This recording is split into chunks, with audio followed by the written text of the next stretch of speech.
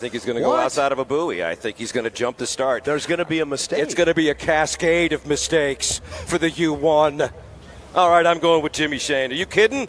The way that guy's been performing, he's a machine, jerk. I'll tell you what, though, you bring up a good point in that Jimmy Shane has at times been his own worst enemy. Well, you're right. Thanks, Derek. I needed that. But I don't think it's going to happen here. Well, Not at all. One thing I'm going to say on this with regards to Jimmy Shane, the last 4 years here, he has not had a good start. He's been late and he's been shoved to the outside. I think this time he's just going to wind it up as he has all weekend, put it on the outside. I'm going with Kelly just because I think maybe they've got a surprise for him. But we're about to find out because we are inside 5 minutes to the start of the 2022 HAPO Columbia Cup. J. Michael Kelly says, thank you very much. I want to get out of here first, and he is gone in the Lynx Healthcare presents Miss Tri-Cities, the U9. JMK's away first, and then it is a beautiful shot of 3 hydroplanes coming out side by side by side. The Goodman Real Estate U91 with Jeff Bernard, and it is Jimmy Shane in the blue and white, the Miss Home Street, followed by the U11 Jokers Casino, Jamie Nielsen. That had to be a good view coming across your way. Yeah, and you weren't kidding, Brad. J. Michael Kelly really shot out of there, which is interesting because more often than not, I think we're used to seeing that U11 Miss Joker Casino's boat and Jamie Nielsen get the jump out of the pits. By the way, David Schick texted he's going with the 11 Jamie Nielsen Jokers Casino. Thanks, David. Appreciate that. Yeah. That's not on a limb. Yeah. That would be a huge upset. I think so. I think the perfection with Jimmy Shane continues. And Brad, you're right. The last 2 times with a full field, Jimmy Shane found himself with nowhere to go, right? And even washed down the 11 with Tom Thompson. Remember that? I certainly do. This time it's not a full field. He'll have plenty of room to settle in wherever he wants, and I think he can win in lane number 4 if he gets pushed outside. I think he can too, and I think some of it may be, number one, the start that J. Michael Kelly might get on an inside lane of him, and then how much speed is between Kelly and Shane. If you get Shane on the far outside and maybe you get a Jeff Bernard in lane 3 who may occupy our friend Mr. Shane a little bit. We're all just talking in the hypothetical here, but right now that blue boat is the favorite. He's quick. He hasn't been able to win here, and he wants it badly. Jimmy Shane's at Tire Factory turn number 2 heading to the Griggs backstretch.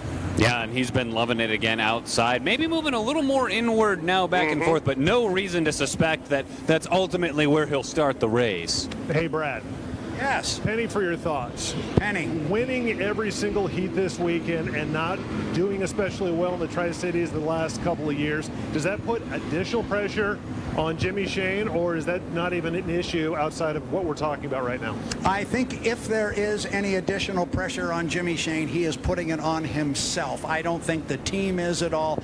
Jimmy, just in the conversations I've had with him this weekend, and I've had a number of them, you're able to parse a little bit of what he says. He's very well aware of the issues he's had here over the last few years. He wants to get this right. I think if there is pressure, it's from within.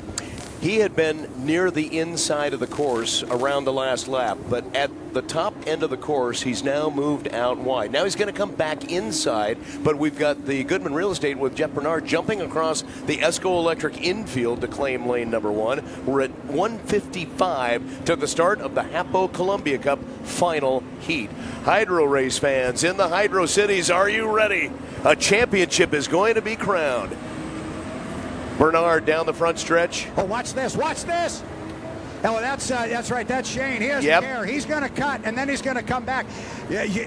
Jeff Bernard is early. Jeff Bernard is going to have to go real deep down here. He's at 1:33 when he got down here. He's going all the way to the course markers. Derek, watch him. Oh, yeah, all the way outside, making the most of this turn, swinging about as close to the outside of the course as he can here. Jimmy Shane, meanwhile, jumping back through the Esco Electric DMC across to the front stretch with 1:09 remaining on the clock. I'm not understanding this move. Well, it's okay. He's fine. He's going to cut the course down here. He's fine. Watch Jimmy. He'll hang a left here and watch those buoys. Wait for it. There he'll go. Now he'll move to the outside. Keep an eye on Bernard and his speed. He's got to stay over 80 miles an hour. JMK is in good shape sitting in lane number 1. You got him, Michael. Is Jamie Nielsen going to allow Jimmy Shane to settle into lane number 3? I'm not sure Shane would even take it if, well, of course he's going to now. Look at him, he's going to go inside. I think you're right. That's exactly what happened. Nielsen did not want to move into lane number 3. He's going to stay outside. 30 seconds. 30. Mark. So in lane number 1, Goodman Real Estate with Jeff Bernard. Lane number 2 will be J. Michael Kelly in the 9. Lynx Healthcare presents Miss Tri-Cities. Lane number 3, Jimmy Shane in the 1, Home Street. And the outside, it's going to be Joker's Casino, the 11, with Jamie Nielsen with 12. 10. You got it, Brad. Nope, go for it. 7, 6, 5, 4, 3. They're a little bit early. Bernard's backing up throttle. 2, 1. I think Bernard was early, but Jimmy Shane is going to be the race leader heading down the front stretch. He's going to try to hold off J. Michael Kelly in lane number 2. Yeah, he's going to have to do it from lane number 3. Kelly's back behind him, and he's on an inside lane, but I'm sure Shane's going to give him plenty of room. Coming right at you, Derek. Oh, that he is. I mean, Shane gunning it through the turn. J. Michael Kelly not that far behind, maybe a boat or 2 length between, and now you've got that Miss Joker Casino boat number 3, and Jamie Nielsen coming down in 3rd after Bernard, of course, with that early start. He jumped. Yeah, he did. We knew that at the start-finish line. It's clear that he did. So it is under official review. The race leader is Jimmy Shane. He's in lane number 3. He's been there all weekend long. Now, the difference here is, Brad, it's a 5-lap final. 5 laps. He'll have to hold off J. Michael Kelly on his inside. Onto the front stretch. Completing lap number 1, Jimmy Shane with the lead in the home street. Second place, J. Michael Kelly. He's passing Jeff Bernard. Bernard's on the inside in lane number 1.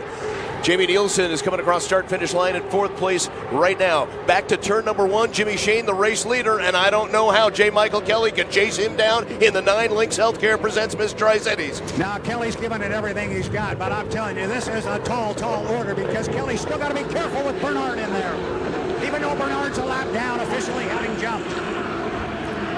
Yeah, and Jimmy Shane again maintaining he's got about a rooster tail length lead, at least heading along the Griggs backstretch. It is interesting, though, seeing him in lane 3 instead of 4 with Jamie Nielsen opting to take that outside lane. Whether or not that's going to play into the comfort level or timing for Jimmy Shane really doesn't seem that way now as they head into Sun Pacific Energy turn 3. Now ready to complete lap number 2 of the HAPO Columbia Cup 2022. Thanks to HAPO Community Credit Union. On the front stretch, it's Jimmy Shane in the 1, Home Street. Across the start-finish line, unfortunately, we are not getting our speed monitor. We don't know the lap speeds. Across now is J. Michael Kelly in the 9. Lynx Healthcare presents Miss Tri-Cities. And then in the Goodman Real Estate, Jeff Bernard in the 91.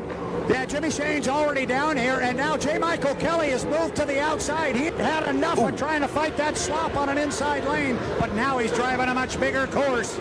Yeah, and again, now technically a lap ahead of Bernard, but that's still a boat that he's got to watch out for as he now tries to pass Bernard in the U91, going on the outside, trying to keep pace as best he can with Jimmy Shane.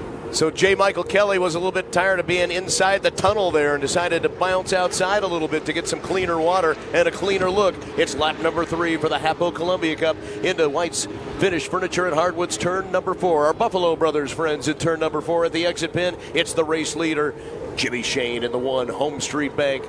Miss Madison coming across the Mosteller start-finish line now. And it's really a shame that the 91 jumped to start finish because we would have had we could be having a heck of a boat race for second place, but unfortunately with jumping the gun, it's a lap down. Yeah, Shane's down here right now. He's got a 2.5, 3 rooster tail lead over J. Michael Kelly. I think Kelly's throwing in a towel on this one. If we know that Bernard has jumped the gun, so does Mike. It's amazing how strong Jeff Bernard has continued to run, especially through the Slop and Tire Factory turn number 2. Wow, that boat was hopping out of the water. Up the Griggs backstretch into the Sun Pacific Energy Shell Sun Market turn number 3. The race leader, Jimmy Shane. He'll have about a lap and a quarter left to complete to take the checkered flag. The final heat for the HAPO Columbia Cup. Out of turn number 3, into turn number 4. Jimmy Shane to the front stretch. The boat has looked just absolutely perfect all weekend long. It's been a no flawless exception weekend here. Flawless weekend. 1 lap to go. The white flag is out as he crosses the start-finish line. Jimmy Shane, the race leader in the home street, Miss Madison.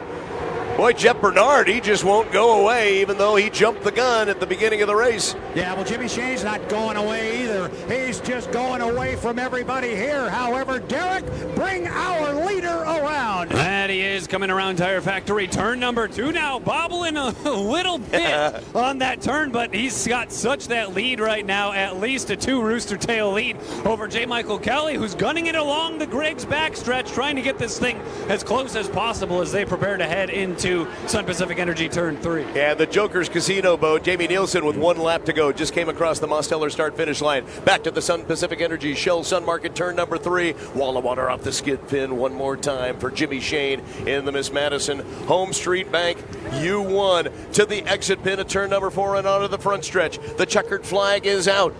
There is no monkey on the back anymore. The first of the 2 Washington double dip is complete. Checkered flag, Jimmy Shane in the home street, your 2022 champion for the HAPO Columbia Cup. Second place finish, the 9, J. Michael Kelly. Lynx Healthcare presents Miss Tri-Cities.